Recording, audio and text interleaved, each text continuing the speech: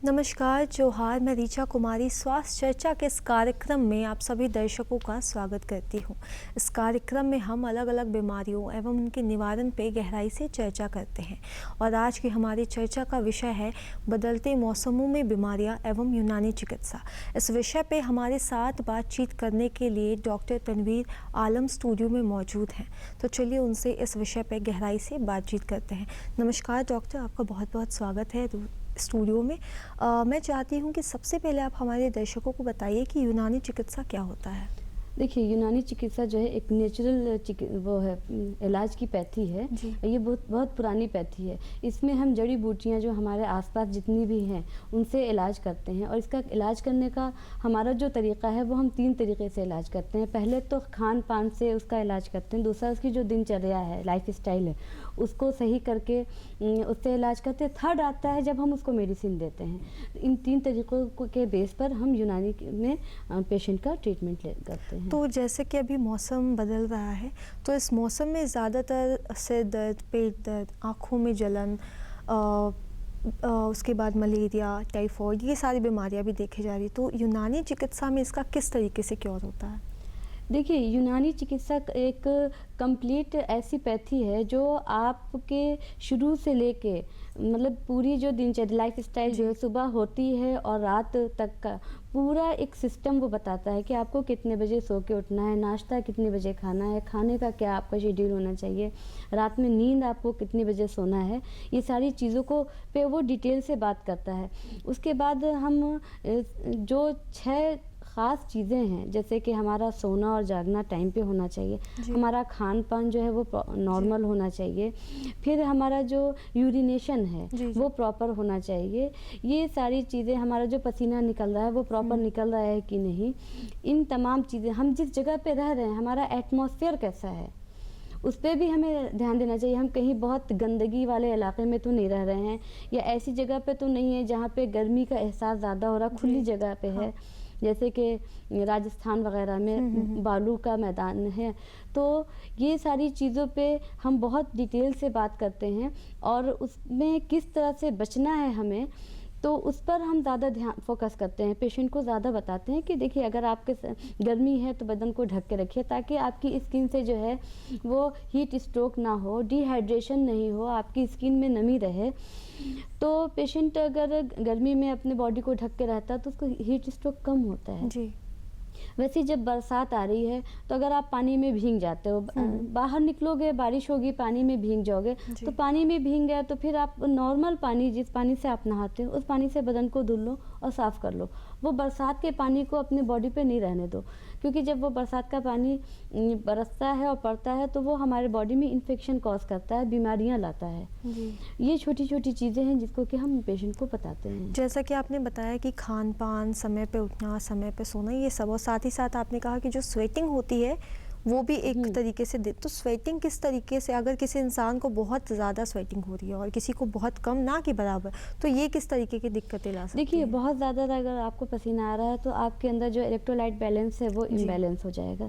तो आपको ध्यान देना है कि मेरे बॉडी से बहुत ज़्यादा पसीने का अगर सिक्रीशन हो रहा है तो हम नारियल पानी है, नींबू पानी है या इलेक्ट्रॉल पाउडर है, इन सब चीज़ों का सेवन ज़्यादा से ज़्यादा करें ताकि हमें थकावट है या हमारी स्किन ड्राई नहीं हो जाए या इलेक्ट्रोलाइट बैलेंस, सोडियम, पोटेशियम जो है हमारे बॉडी से ज़्यादा नहीं निकल सके जी। और अगर कम आते हैं तो उसके लिए हमें देखना पड़ेगा कि हमारे अंदर कुछ प्रॉब्लम तो नहीं है जिसकी वजह से हमें स्वेटिंग नहीं हो रही है, क्योंकि बहुत सी एक बीमारी खास करके लेप्रोसी है जो बैक्टीरियल इन्फेक्शन से होता है और इसमें गवर्नमेंट बहुत बड़ा प्रोजेक्ट भी चला रही है। उसमें स्वेटिंग नहीं होती है, जो बैक्टीरियाज होते हैं ना वो स्वेट ग्लैंड को ही डिस्ट्रॉय कर देते हैं, तो स्वेटिंग नहीं होती है, तो उसमें उसकी स्किन ड्राई हो जाती है, क्रैक करने लगती है। तो इन सब चीज़ों पे ध्यान देना होता है, कहीं पेशेंट को वो बीमारी तो नहीं है या इसका नॉर्मल है कि इसको पसीना ही कम होता है। जी जी जी। तो जैसे कि अभी मौसम बदल रहा है, साथ ही साथ सिर्फ ये बीमारियाँ ही नहीं, स्किन के इश्यूज़ होना, बालों का झड़ना, टाइफॉइड, मलेरिया, ये सब भी देखने को मिलेगा। तो इसको किस तरीके से एक इंसान इनसे मतलब किस तरीके से बच सकता है? देखिए, जब अभी तो बहुत ज़्यादा गर्मी है, जी। गर्मी होने की वजह से हम स्लीवलेस कपड़े पहनते जी। हैं, पतले कपड़े पहनते हैं, ताकि हमें गर्मी का एहसास सूती नहीं कपड़े, हो। हाँ। लेकिन सडनली जब बारिश हो शुरू हो जाती है तो ठंडक आ जाती है, नमी आ जाती है, उस वक्त भी हम ध्यान नहीं देते कि हम जी। फुल आस्तीन का कपड़ा पहने या थोड़ा मोटा कपड़ा पहने, जिसकी वजह से हमको वायरल इन्फेक्शन हो जाता है, गले में खराश होती है, फीवर होते हैं। उसके बाद जैसे बारिश होना शुरू होती है तो हमें सबसे पहले ये ध्यान देना चाहिए कि जब बारिश हो रही है तो उसका कहीं पानी जमा तो नहीं हो रहा है। अगर कहीं पानी जमा हो रहा है तो हमें उसकी सफाई करनी चाहिए, या हमारी नाली कहीं जाम हो रही है उसकी सफाई करनी चाहिए, ताकि मच्छर और मक्खियाँ, ये जो दो हैं बीमारियों के पनपने की जड़, इनको वहाँ पे पनपने ही नहीं देना चाहिए। जी। टाइफॉइड जो है उसमें यूनानी चिकित्सा में किस तरीके से क्योर किया जाता है उसको? देखिए, टाइफाइड एक फ़ीवर ऐसा फ़ीवर है कि जो हर इंसान को नॉर्मली आज के दौर में तो देखा जा रहा है। अब उसका क्या रीज़न है, कभी कभी यूरिन में इन्फेक्शन भी होता है तो उसमें भी विडाल टेस्ट जो टाइफाइड का होता है वो पॉजिटिव आता है। बट पेशेंट जब टाइफाइड का टेस्ट कराता है डॉक्टर और उसको पॉजिटिव आता है तो एक अब हमारे समाज में एक इस तरह की बातें होने लगी, या पेशेंट डर गया है टाइफाइड फीवर से, या उसको इस तरह से पेश किया गया है कि उसको ये बहुत बड़ी बीमारी है। सबसे पहले तो हम अपने देखने वाले दर्शकों को ये बताएंगे कि टाइफाइड बहुत बड़ी बीमारी नहीं है, ये एक बुखार है जो कि इसके जो बैक्टीरिया होते हैं वह आंतों पे असर करते हैं। तो टाइफाइड फीवर अगर आपको होता है तो उसमें सबसे पहले तो आप अपने खान पान का ध्यान दीजिए, क्योंकि वो आंत में इन्फेक्शन करता है। तो आप ऐसी ग़िज़ा मत खाइए जो आंत को डाइजेस्ट करने के लिए ज़्यादा मेहनत करना पड़े, क्योंकि ज़्यादातर चीज़ों का जो एब्जॉर्प्शन है वो आंत में ही होता है। तो आपकी आंत को वो मेहनत ना करना पड़े, रेस्ट मिले। और दूसरी चीज़ है कि पानी का इंटेक आपको पूरा लेना चाहिए ताकि पानी की कमी नहीं हो। जी। तीसरी चीज़ है कि स्पाइसी चीज़ें जो है ना उसको अवॉइड करना चाहिए। फाइब्रस सलाद वगैरह जो है वो पेशेंट को बोलना चाहिए उसको अवॉइड करे। जैसे कोई सख्त फल है, बहुत लोग होते हैं कि बोल देते हैं ताकत चाहिए तो चुकंदर खिलाने लगते हैं। इन सब चीज़ों को अवॉइड करना चाहिए टाइफाइड फीवर में। यूनानी में जो है इसका बहुत अच्छा मैनेजमेंट है। कुछ दवाएं ऐसी हैं यूनानी में जो कि अब तो बन के प्रिपेयर आती है, तो उसमें हम उन दवाओं को चलाते हैं तो रिकवरी रेट बहुत अच्छा है। टाइफाइड के बाद जो वीकनेस आती है पेशेंट को, वो वीकनेस भी ख़त्म हो जाती है। और फर्दर जो बहुत से पेशेंट ऐसे होते हैं जिनको कि बार बार टाइफाइड फीवर रिपीट करता है तो वो रिपीट भी नहीं होता है यूनानी। तो ये टाइफाइड का रिपीटेशन जो होता है इसका क्या रीज़न है? इसका रीज़न ये है कि हम ट्रीटमेंट तो ले रहे हैं, बट उसके बाद हमें जो रेस्ट करना चाहिए, हमें अपने आंतों को जो रेस्ट देना चाहिए, खान पान पे जो ध्यान देना चाहिए, हम उस पर फोकस नहीं करते हैं। हम सिर्फ पेशेंट को हाई डोज एंटीबायोटिक दे देते हैं और उसके बाद बहुत लोग तो हैं कि सलाइन चढ़ा दिया, या पेशेंट ही डिमांड करता है कि हमको वीकनेस लग रही है, हमको सलाइन कर दीजिए। वो ऑप्शन नहीं है आपके पास, वो लास्ट ऑप्शन होता है। जब पेशेंट खा नहीं सकता है तब हम आईवी के थ्रू जो है उसको मेडिसिन है या पानी है वो देते हैं। अगर पेशेंट खा रहा है तो उसको नेचुरल सोर्स से जो भी सामान है, खाने की चीज़ें हैं, वो उसको दीजिए ताकि उसके बॉडी में इम्यून पावर डेवलप हो, उसकी बॉडी खुद फाइट करना सीखे। जब बॉडी जब फाइट करना सीखेगी तो टाइफाइड बार बार आपको नहीं होगा। और जब अगर बॉडी नहीं फाइट करेगी तो इम्यून पावर वीक हो जाएगा और आपको बार बार अटैक होगा, क्योंकि जो टाइफाइड का जो बैक्टीरिया है वो तो हमारे एटमॉस्फेयर में हमारे आसपास मौजूद है। जी। तो मतलब गहराई से अगर आप इलाज नहीं मतलब करवा रहे हैं लेकिन फिर भी उस चीज़ को मेंटेन नहीं कर रहे हैं तो बार बार टाइफाइड होने की समस्या आ सकती है। तो आपने जैसे आंत के बारे में बताया कि आंत जो है वो मेन होता है हमारे बॉडी का, उसी से सारी बीमारियां पनपती हैं। तो उसे किस तरीके से हम सही रखें, ऐसा क्या खान पान इंक्लूड करें, क्या ऐसा कुछ करें जिसकी वजह से जो आंत है हम मतलब छोटी छोटी चीज़ों से ही खुद को बचा के क्या कैसे? देखिए, हमारा जो GIT सिस्टम है ना वो चालू ही रहता है, हमेशा वर्क करता है। तो हमें ध्यान देना चाहिए कि जो हम सुबह में उठ के नाश्ता कर रहे हैं वो हमारा नाश्ता किस तरह का है, दिन में हम खाना जो खा रहे हैं वो खाना हमारा कैसा है। फिर रात में अक्सर हम बहुत लेट नाइट खाना खाते हैं, जबकि सूर्यास्त के बाद जो है ना हमें खाने में अवॉइड करना चाहिए, क्योंकि हमारा प्रॉपर डाइजेशन नहीं हो पाता है। हाँ, और जब हम 12 बजे रात में खाना खाते हैं और फिर सुबह उठकर हम खाना नाश्ता कर लेते हैं, वो कम ड्यूरेशन बचता है उसको रेस्ट के लिए। तो वो एक ऑर्गन है जो 24 घंटा, पहले के लोग क्या थे कि सूर्यास्त हुआ वो रात का खाना ले लेते थे, उसके बाद वो कुछ नहीं लेते थे और फिर सुबह में वो लेते थे, तो एक आंत को, पेट को काम करने के लिए एक लंबा ड्यूरेशन मिलता था, एक रेस्ट मिलता था। अब वो रेस्ट नहीं मिलता हमारी आंतों को। उसके बाद हमारा जो खान पान है वो भी बहुत बदल चुका है, और बरसात के मौसम में जनरली जो है वो खाना, जो ढका हुआ खाना बाहर का लोग नहीं खाते हैं, उससे इन्फेक्शंस होते हैं बहुत ज़्यादा। जी, तो मतलब बरसात में खाने का जो है कि ढका हुआ खाना चाहिए, साफ़ खाना चाहिए, ये सब चीज़ें। और फास्ट फूड का जो इंटेक है वो आजकल बहुत ज़्यादा हो गया, बच्चे हो, बूढ़े हो, कोई भी हो, फास्ट फूड का इंटेक है, मुझे लगता है कि वो ज़्यादा दिक्कतें हमारे जीवन में ला रहा है। तो इसका क्या अल्टरनेटिव है? देखिए, फास्ट फूड जो है हर चीज़ें होती हैं, लेकिन किसी भी चीज़ की ज़्यादती जो है वो अच्छी चीज़ नहीं है।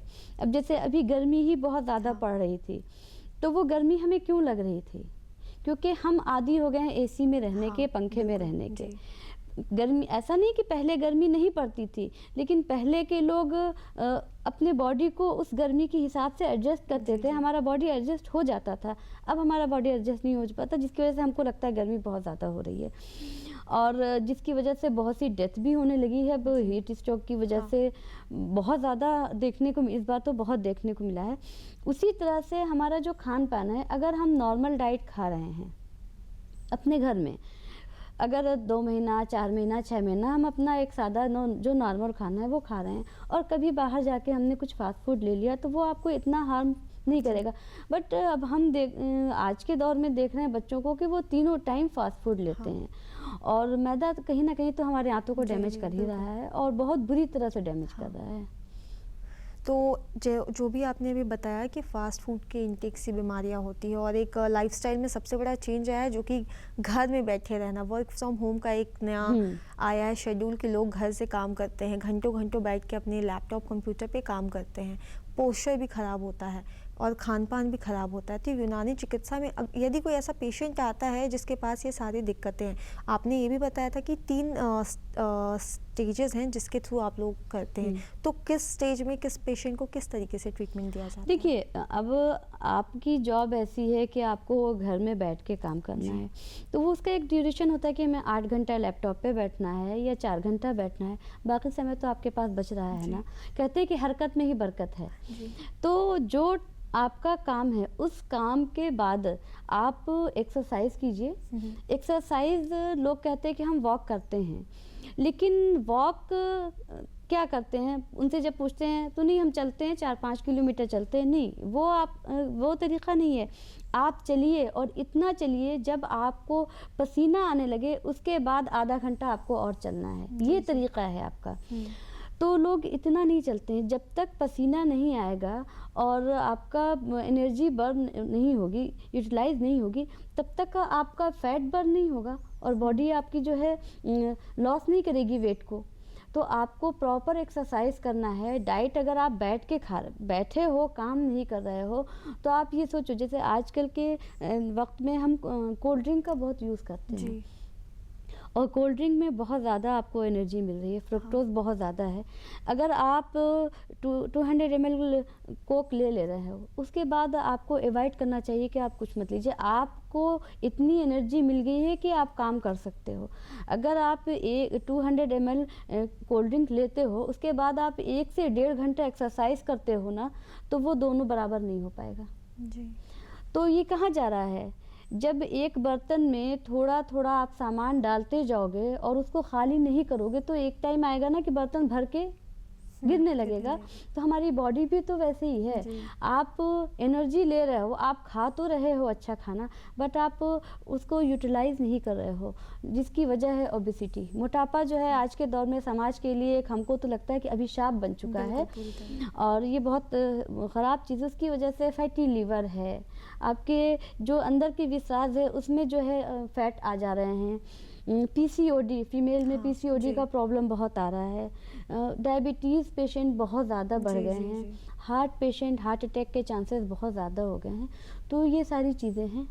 जी, आपने जैसे एक वर्ड यूज़ किया फ्रुक्टोज, तो वो फल में भी पाया जाता है। और तो क्या कोई भी व्यक्ति जो फल का सेवन बहुत ज़्यादा करता हो, तो क्या वो भी एक दिक्कत ला सकता है उनकी ज़िंदगी नहीं, में? फल में इतना ज़्यादा नहीं होता है, ठीक है। एनर्जी ड्रिंक्स में बहुत एनर्जी ज़्यादा ड्रिंक्स होता है। में बहुत ज़्यादा होता है। अगर किसी पेशेंट को हाइपोग्लाइसेमिक में चला गया है, एकदम शुगर उसका डाउन हो गया है, अगर आप उसको 200 ml या 100 ml अगर उसको आप कोल्ड ड्रिंक दे देते हो, उसका शुगर लेवल फ़ौरन मेंटेन हो जाएगा। आप सोच लीजिए कि ये कितना नुकसान कर रहा है हमारे शरीर को।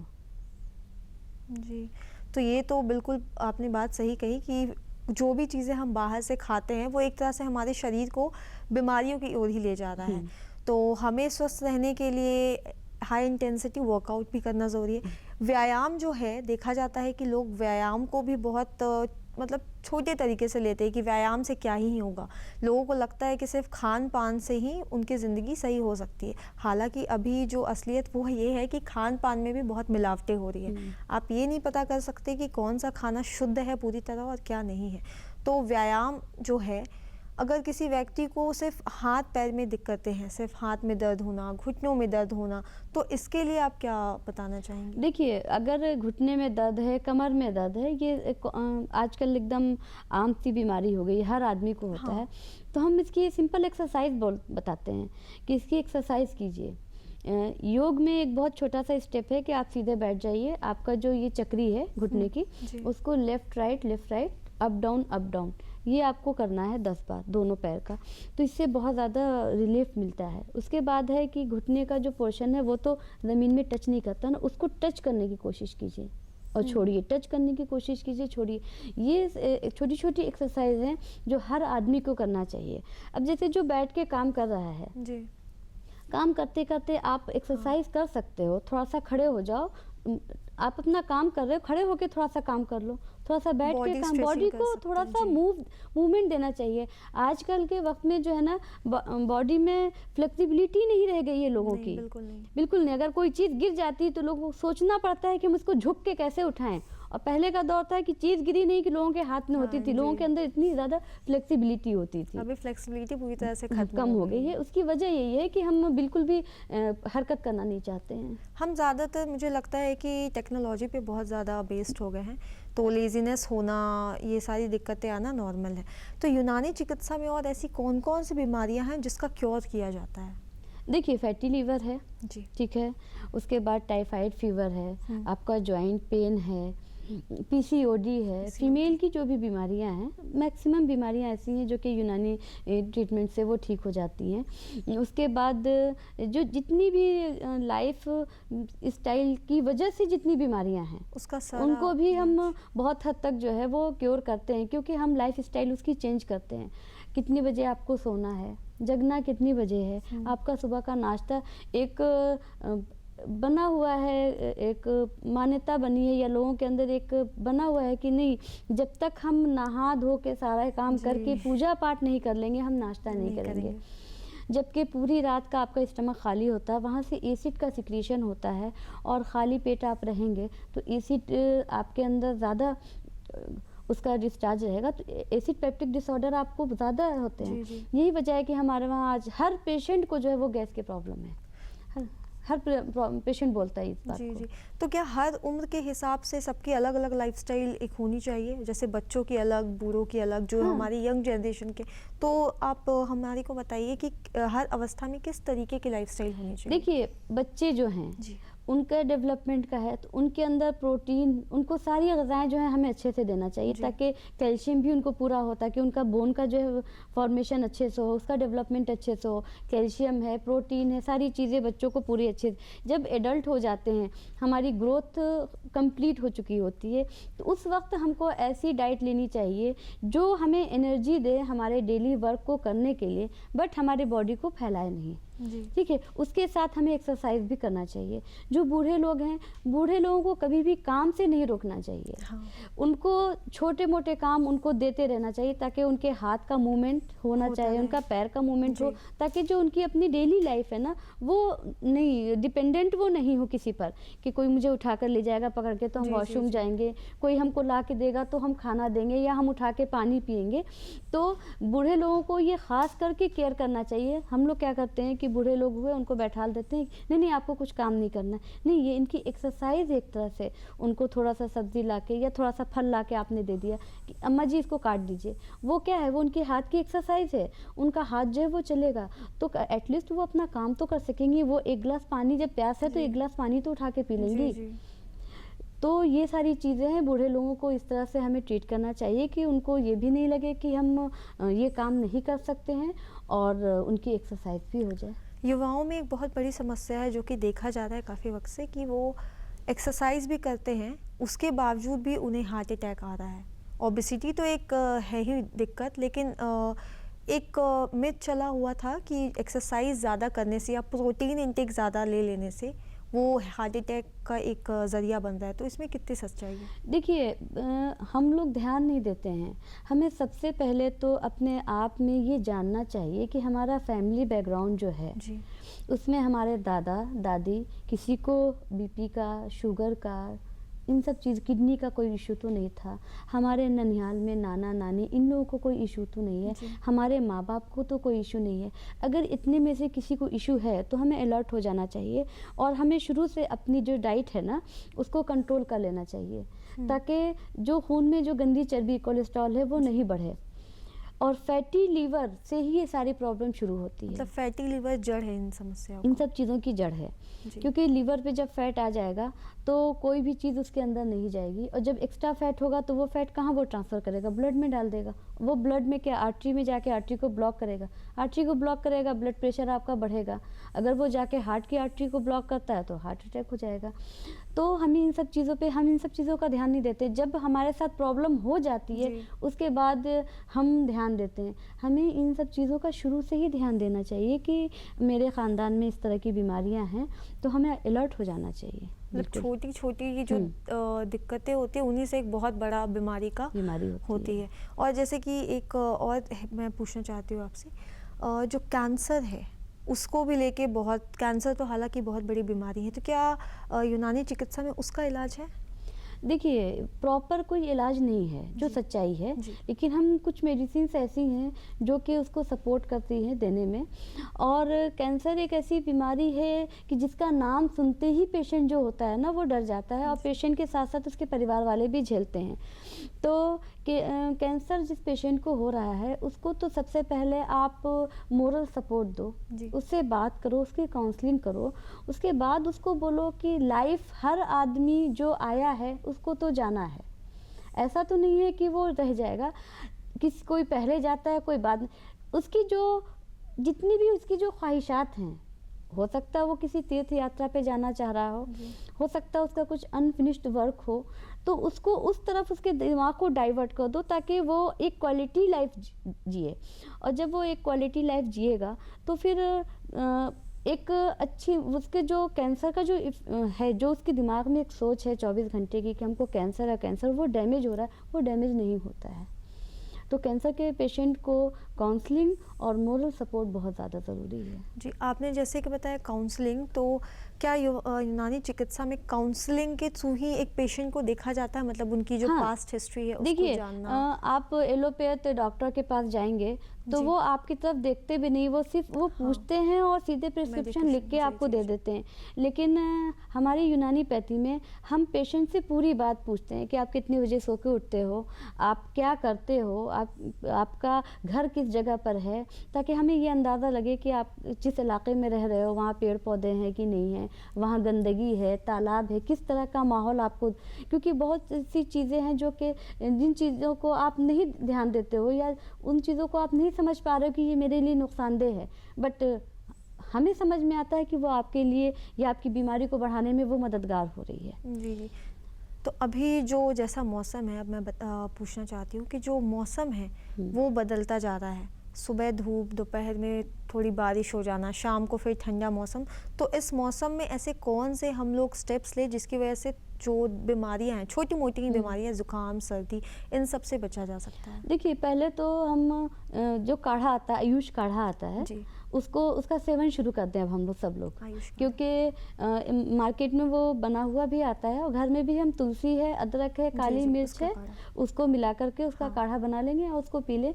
तो 1 कप चाय अगर हम डेली उसका लेते हैं तो हमारा इम्यून पावर भी उससे बूस्टअप होता है, इन सब चीज़ों से हमें बचाव भी मिलता है।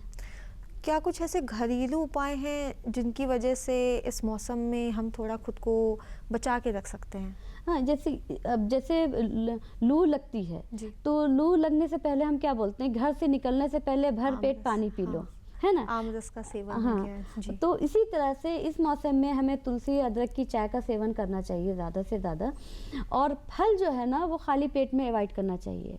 मतलब ऐसे नॉर्मली अवॉइड करना नहीं, चाहिए? इस मौसम में ज़्यादा अवॉइड करना चाहिए, क्योंकि फल में नमी होती है। फल आप 1 से 2 दिन रखिएगा तो उसमें सड़न पैदा हो जाती है, उसमें नमी होती है, और बरसात की वजह से हमारी बॉडी में भी नमी आ जा रही है, तो वो फल जो है खाली पेट में नुकसान करेगा, तो उसको नहीं इस्तेमाल करना चाहिए। बाहर का खुला हुआ कोई खाना नहीं खाना चाहिए।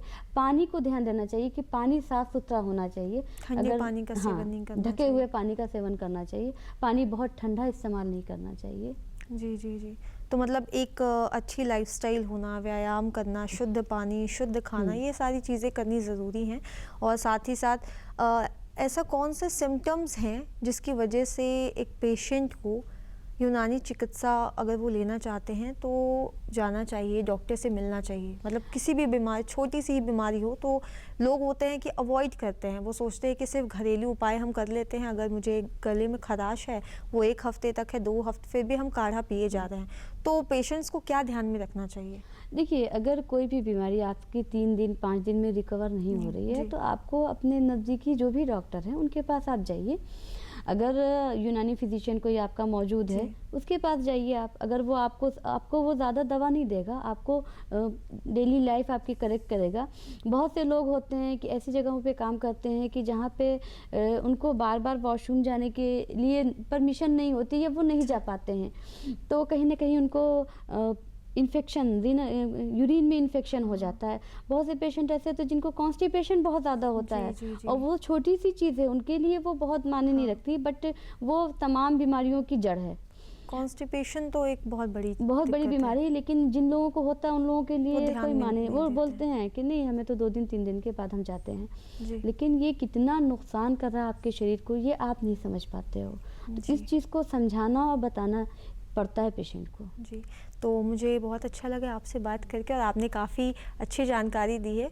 मुझे आशा है कि हमारे दर्शकों को काफ़ी जानकारी मिली होगी, तो बहुत बहुत धन्यवाद आपका।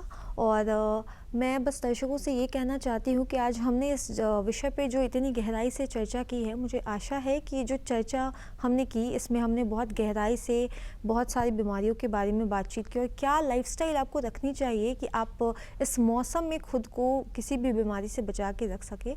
तो मुझे आशा है कि आपने ध्यान दिया होगा और इसे अच्छे से सुना होगा, और मैं मिलती हूँ अब आपसे अगले अंक में। तब तक के लिए मुझे दीजिए इजाज़त। नमस्कार, जोहार।